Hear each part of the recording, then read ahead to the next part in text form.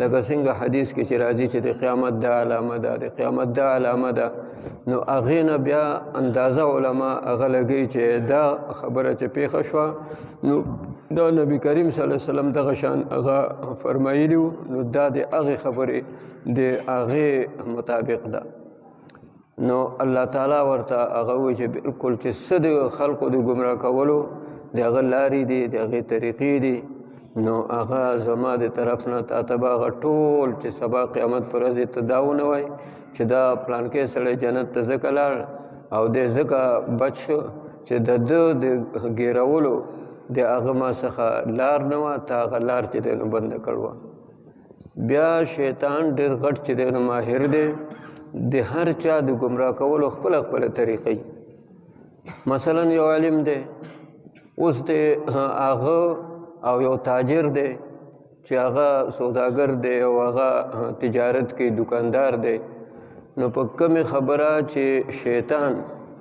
هغه د تاجر چې دی نو خطا کوي نو په هغې باندې عالم نشي خطا کولی او په کومې لارې چې هغه عالم خطا کوي نو په هغې باندې تاجر نشي خطا کولی نو د هر چا د خطا کولو دغه شان چې یو سړی دی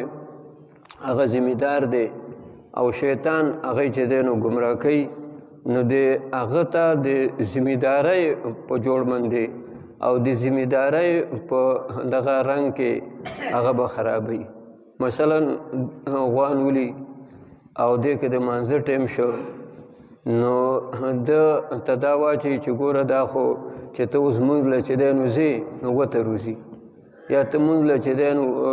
ځې نو دغسې ناوخته کېږي یا ته مونځ له چې دی نو هغه ځې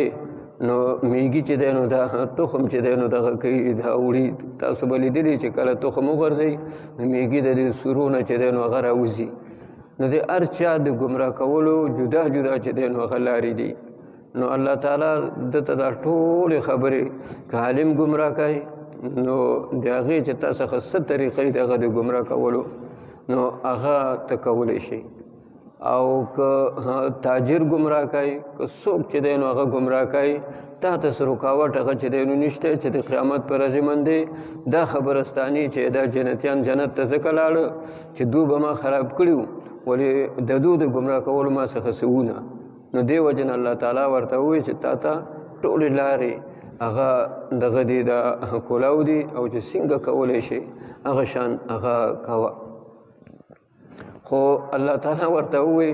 چې یو خبره به دماغو کې کېږي دی هغه دا چې لمن تبعک منهم لأملأن جهنم منک